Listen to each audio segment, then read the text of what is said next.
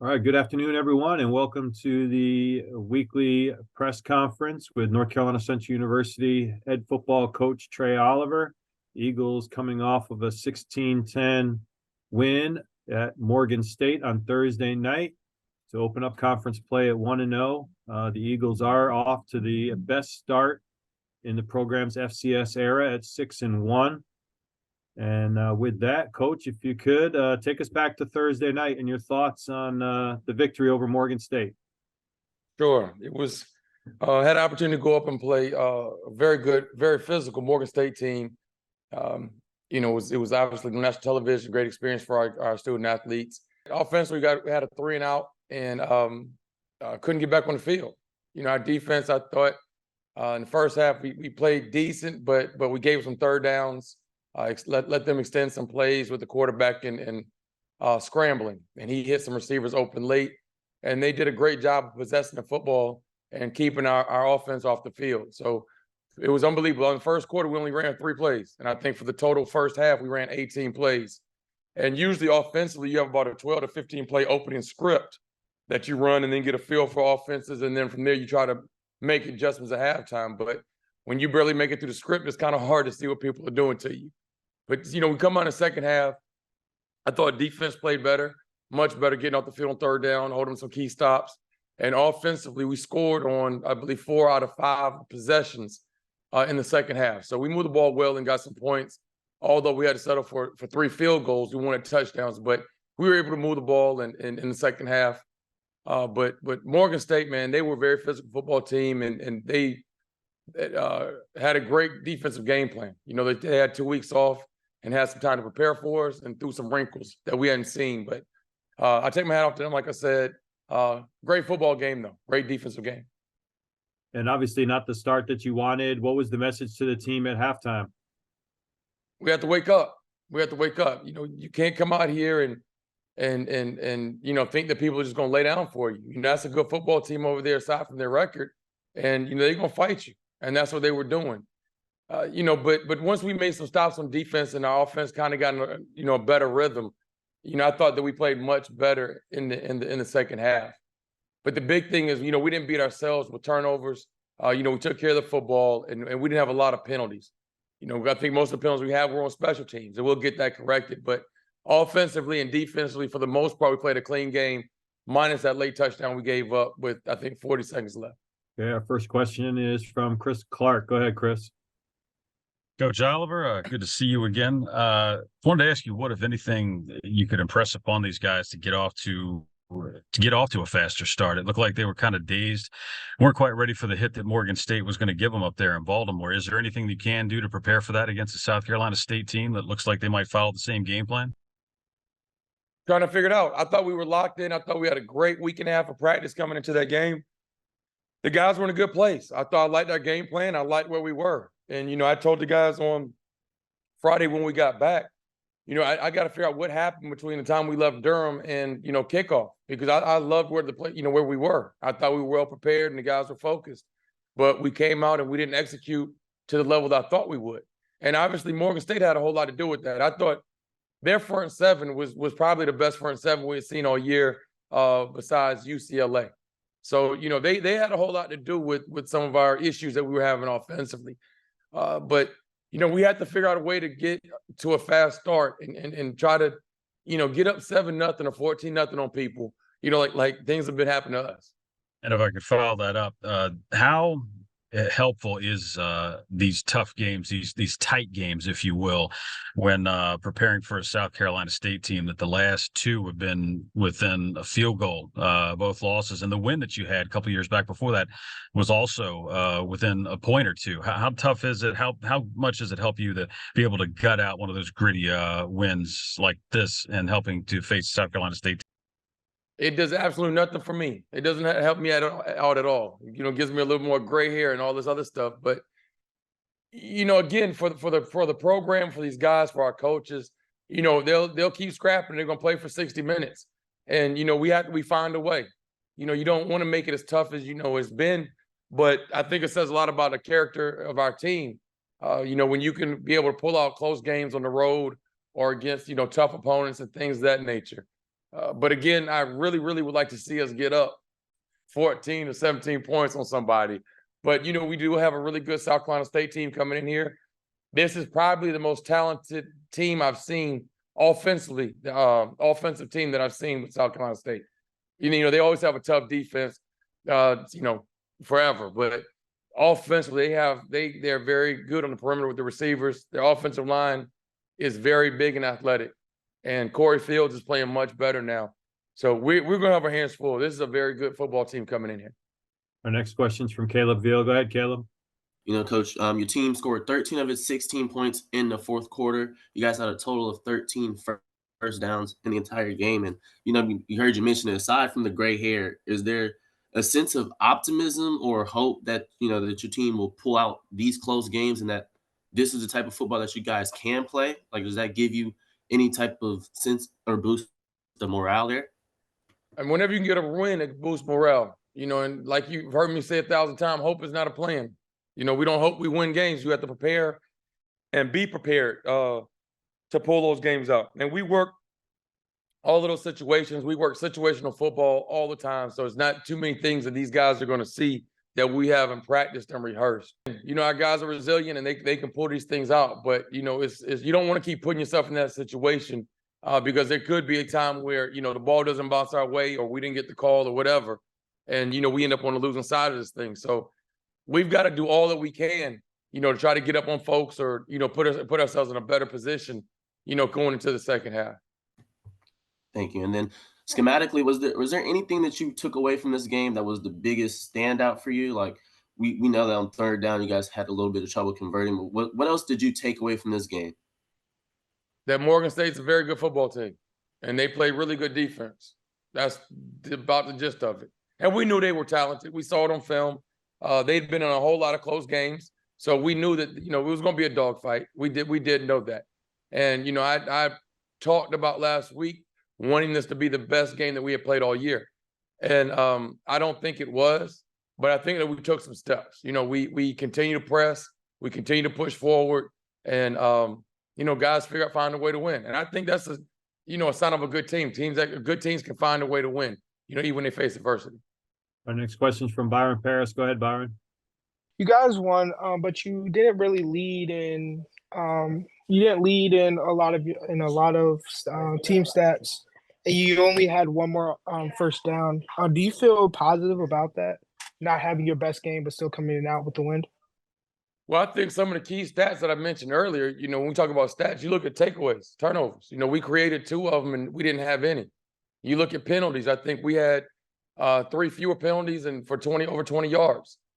So it's a lot of those hidden yards and hidden stats that a lot of folks don't pay attention to. In the second half, we possessed the football for, you know, over 20 minutes to their 9 minutes and some change. So it was kind of a tale of 2 halves. You know, they had the ball the whole first half, and we possessed the ball, you know, the majority of the second half. So, you know, it's a 60-minute game. And, you know, thank God they don't, you know, end the game after the first half or after the 30 minutes. You know, you got to keep playing for the 60, and we played much better in the second half.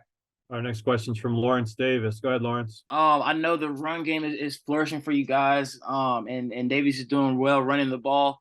But you guys had that key passing touchdown late. How are you? Kind of talk about your opinion of the passing game right now. Do you feel like Davies is running a little bit too much, not enough? And how would you like to see the pass game improve moving forward to end this season? Yeah, you know, I thought we're throwing the ball pretty good throughout the season. Morgan's front caused some problems this past weekend, and they got a lot of pressure on Davies. And a couple times early in the first half, I don't think he got his feet settled and had a couple error throws. And then we had a couple of drops in the first half also that didn't help. So, you know, I've been pleased with our passing attack all season, and our rushing attack has been there also. But, you know, Morgan kind of stacked the box on us a little bit and slowed our rushing game down. And then, you know, we made plays when we had to in that second half to keep drives going, some huge third down catches. Next question's from JB Ricks. Go ahead, JB. Coach Oliver, good to see you as always. We appreciate you taking out this time. I got a simple question for you just regarding the level of competition now that you are fully in conference play. You know, from the outside looking in, a lot of people are going to probably have you guys favored in most of these games because you're the defending champs and all the success you had last year and a successful non-conference schedule. But how would you compare the level of competition now that you're fully in the MEAC to the non-conference opponents that you guys had this year? There's no difference if not these guys are better in conference. You know, if you look at the teams that Morgan beat and then, you know, lost to or whatever the case may be, you know, they had Akron beat. They fumbled the ball within, you know, less than a minute left to go in the game, and Akron scored. That was a game they should have won. You know, they beat Richmond. So it's a lot of parity within our conference, and it's a lot of really good football being played. You know, you look at Howard and Norfolk State this past week, and that was a straight up dogfight. So, you know, we play really good football in the MEAC, and we've been trying to tell people that for years. But, you know, I think you look at our non-conference record, and that kind of speaks for itself. And then we play a team that's been struggling somewhat, you know, Morgan State. And, you know, we had our hands full of Morgan. So, you know, I think these guys are just as good as the top conferences in FCS football. Let me hit you with a quick follow-up question as well, as far as not having the best performance that you predicted against Morgan State. But that was coming off of what you said was the best practice you guys had, the practice week all season. What do you feel like you have to correct this week in practice to maybe get to that best performance that you're looking for this week against South Carolina State? Well, I think we need to do the same thing in stat practices, stat weeks. You know, I thought we had a really good week of preparation and practice last week.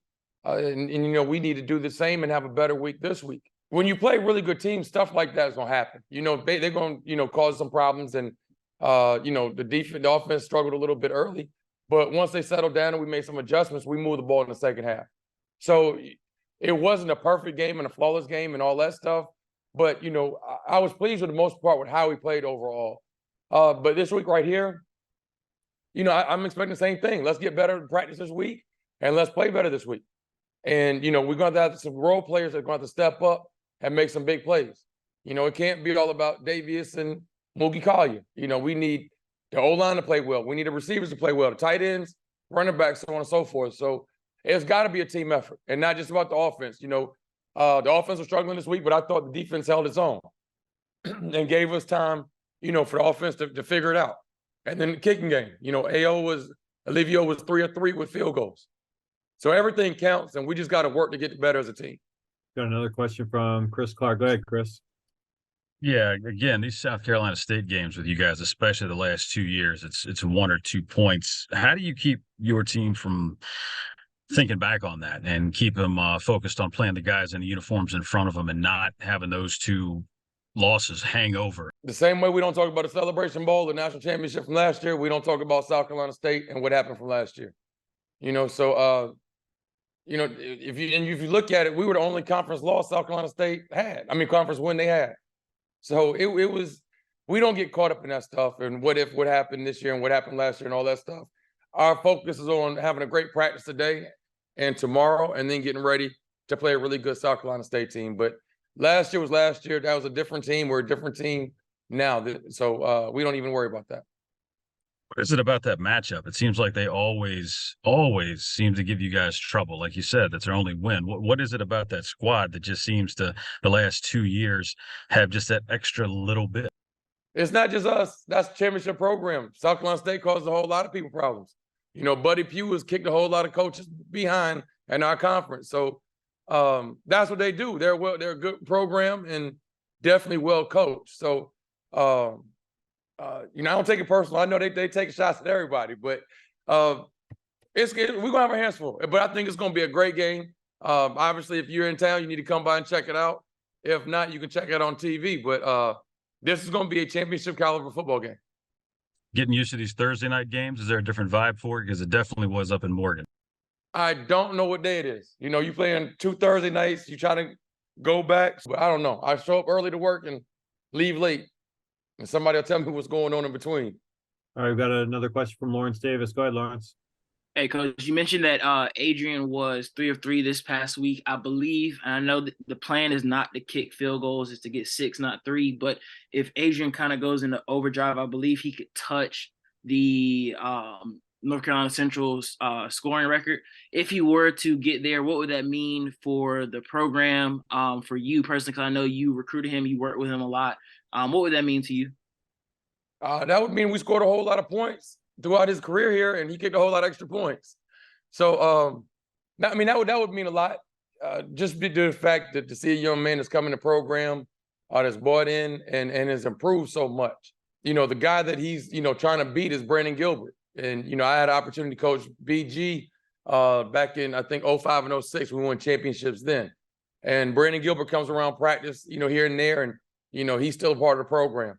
But it's going to be good. He can't miss any though. Moving throughout the rest of the season if he wants to try to get that record. And Adrian is 30 points. He needs 30 points to break that mark by Brandon Gilbert. So we'll keep an eye on that. Coach, you talked about the South Carolina State's offense, and of course, South Carolina State is known for their defense, as you pointed out. What do they do so well defensively? They're big. They're stout up front, and they move well. They're usually like really strong, really thick, really strong with their defensive line. They do a great job using their hands and fighting off blocks. And then on the second level, their linebackers are very athletic and they move around well. They're very active, and that's just been their thumbprint since for the longest since Buddy Pugh's been there. They're always gonna have a good front seven, and then their back end, they keep the ball in front of them. They don't give a whole lot of cheap touchdowns in the passing game. So that's who they are. Thomas Howard is their defensive coordinator, and I had the opportunity to work with him for several years at the school down the street. So, he has a good feel about what we like, who I am and what I like to do. And I got a good feel about him. So it's going to be a chess match. We try to say, let's not make it chess, let's make it checkers, but it's probably going to be a chess match this weekend. All right, we've got a question from Benita Best. Go ahead, Benita. Coach, I know you say you don't look at what happened in the past, but Coach Pugh is undefeated against you. And this being his last year, is there just a personal goal on your end to not let him go out with the undefeated record against you? Yes, ma'am. And I have the utmost respect for Coach Pugh. We're very good friends. We talk a whole lot in the off season. And I've learned so much from him, but I would love nothing more to give him a bottle of champagne and a big loss for his retirement party. We're going to send Coach out of here with an L. That's the plan. And with all due respect, I love my man to death, but he's had the best of me for the last 3 years. And I hate to see him go because he's the dean of coaches in our conference. And he's great to have around. He's a joke, he's a comedian, but we've got to win this game this weekend on Thursday night. So with all due respect, Coach Pugh, we got to get this one, buddy. Coach, following you up here today is wide receiver Devin Smith, who's from Durham. Can you talk about Devin and what he's meant to the program? Yes, Devin, obviously homegrown. He's a as we say around here, he's a Durhamite. But I've known Devin for a long time. His mother and I, as a matter of fact, and his aunt went to school here together back in the 90s. So I've known the family for many moons. But great young man to have in the program, outstanding, when we say student athlete. And he exemplifies what we want in our program here. Great student, unbelievable football player. And, aside from all that, he's engaged in the community. We talk about all the community service activities that we do. And, he's the lead dog whenever it comes to, those community service activities or projects. So he's a great teammate. He helps the young guys along. We have Marquell Quick that just came in, freshman receiver, that's really been having an outstanding year. And he's kind of, brought him under his wing and really helped the young guys out. But dynamic football player and a better person. All right, Devin, how's it going today? What's going on, Mr. Server? Doing all right? I'm doing great. Thanks for joining us. Appreciate the time. If you could get us started just by looking back to Thursday night and talk a little bit about that game. Okay, so Thursday night we played Morgan State. It was a tough game. They definitely came out ready. They had missed their homecoming game due to some events that happened up there. So they was definitely juiced up and ready to come and play their hardest, and that's what they did. They was a tough physical football team. They threw everything at us. So Morgan State had out of them. They was a tough football team. They definitely came out and did what they're supposed to do. They was where they needed to be. They were coached properly. So hats off to Morgan State. All right, our first question's from Chris Clark. Go ahead, Chris. Hey, good to see you there, Devin. I wanted to ask you about that Morgan State game. Were you guys surprised at all at just how physical that first half really was? I mean, I knew you knew it was going to be tough because coach had prepped you for it, but it seemed like they took it to another level that first half anyway. Yes, sir. So, being for the last 3 years playing against Morgan State, they've always been a physical football team. So, for them to come out as fast and as physical as they was in the first half definitely took us by surprise, honestly. Morgan State, like I said, being off for almost 2 weeks, we knew they was going to come out with some juice. We knew they was going to come out with some energy, so coach said we had to bring our own energy, and I feel like they beat us to it. And that second half, you talk about bringing your own energy. It looked like you found some in that locker room over there. What was it you guys got together and talked about or discussed or even maybe didn't to come out in that second half and pull off the W like Coach Oliver, he just came in and uplifted everybody, had told everybody just, be calm, relax, stay poised, so we still in the ball game, still have another whole half of football to play. We reverted back to our tips and reminders, stuff like that, to help us get through the game. Reverted back to what was working, what wasn't working. We broke up into our positional groups and talked about what it is that we all saw, what it is that we need to come out there and do and correct going into the second half to come out with the victory. And winning these close games, not just Morgan State, but the other ones as well, how much does that help you playing a team like South Carolina State coming up? Because those have always been like 1 or 2 point games, especially the last 2 years. Just reverting back to our preparation, Coach always said stack days on days on days. So reverting back to what we did in practice and what got us there to this point, and I always remember like the game's not over until that clock says 0-0-0. No matter what the score, no matter what the score is, no matter what the clock says. We don't scoreboard watch. So we just play football, fast, physical, disciplined football until that clock says 0-0-0. The last question before I hand it over to Caleb here. What is it about South Carolina State? Because, I mean, and that smile tells me, you know what I'm talking about, too. The last 3 seasons, last year, the year before that was with the difference of 1 or 2 points. Is there like some a bag of grease somewhere around there, a voodoo doll? What is it with that team? Because it seems like they've just got that extra little bit. Yeah, so South Carolina State has always came out like with a whole bunch of energy. Coach Buddy, he's a legendary coach. He always does his thing with preparing his guys to get ready to come out and play. South Carolina State and Central has always been like a rivalry game since I've been here. They definitely come out and put their best foot forward and try to throw the punch early. So one thing we have to do is just to come out and start fast. Because if they get up on us, they're front runners. So we can't let them get out in front of us. So South Carolina State is just, they always been a fast physical football team, very disciplined. They have good coaches on that side, like Coach Oliver said earlier. So one thing we have to do is just come out and just start fast and make plays early. We can't come out oozing into the game, as Coach Leo likes to say. So we just got to come out and just play our brand of football and just start fast and stack plays on plays. Next question is from Caleb Veal. Go ahead, Caleb.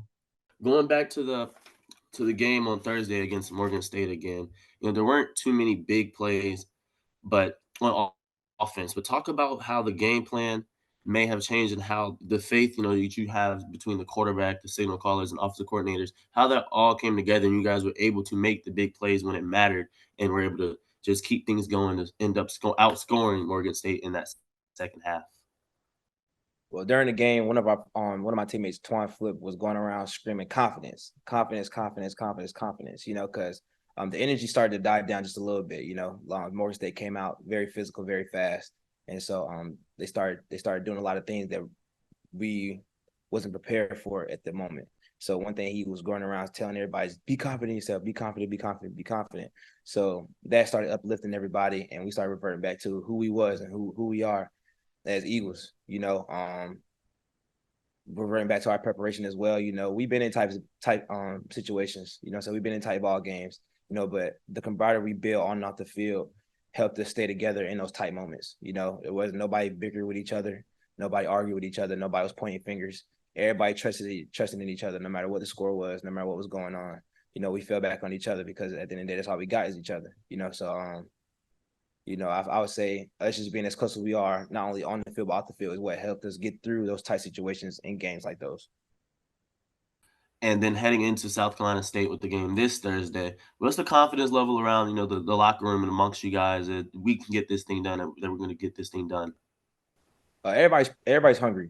Everybody's hungry. Everybody wants that win against South Carolina State. You know, being for 3 years, I haven't gotten a win over them. You know, it's always been a close game, but all the guys are hungry. All the guys have shown up to practice and have put their best foot forward in preparation regarding on off the field activities. You know, so Coach Leone, Coach Oliver, all the coaches on the staff are doing a wonderful job of getting the game plan together to help us come out on Thursday night and beat South Carolina State.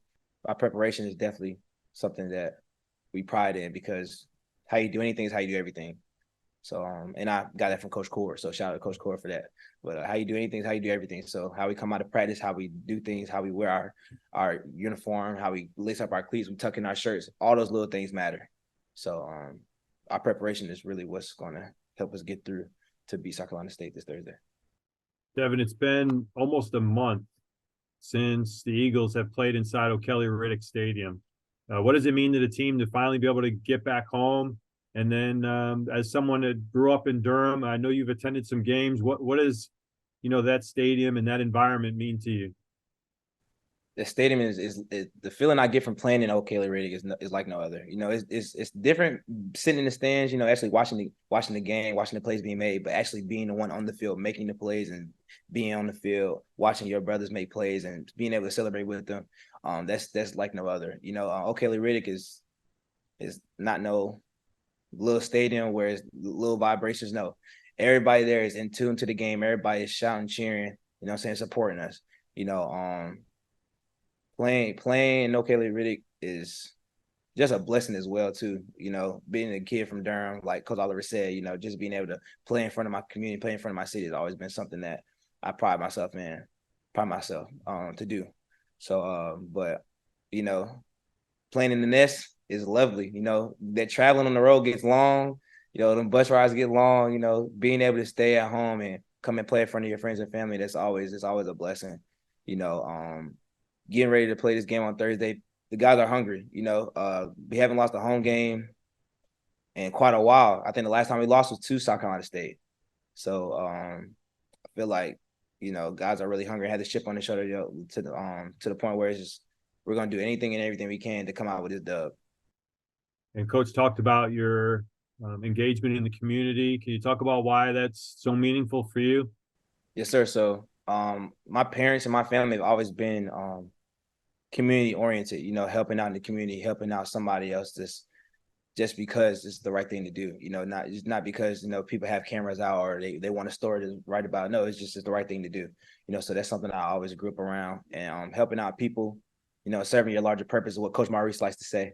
Serving your larger purpose, is everything's bigger than you, it's always a bigger picture. Somebody helped me out, somebody reached down and helped me out and brought me up, so I feel like I'll be wrong if I didn't help do the same thing somebody did for me. It takes a village, and Durham is my village. So they helped me to be who I am today alongside of my family, my friends, and my loved ones, that helped me get to where I am. But ultimately, the Durham community helped mold me to who I am today.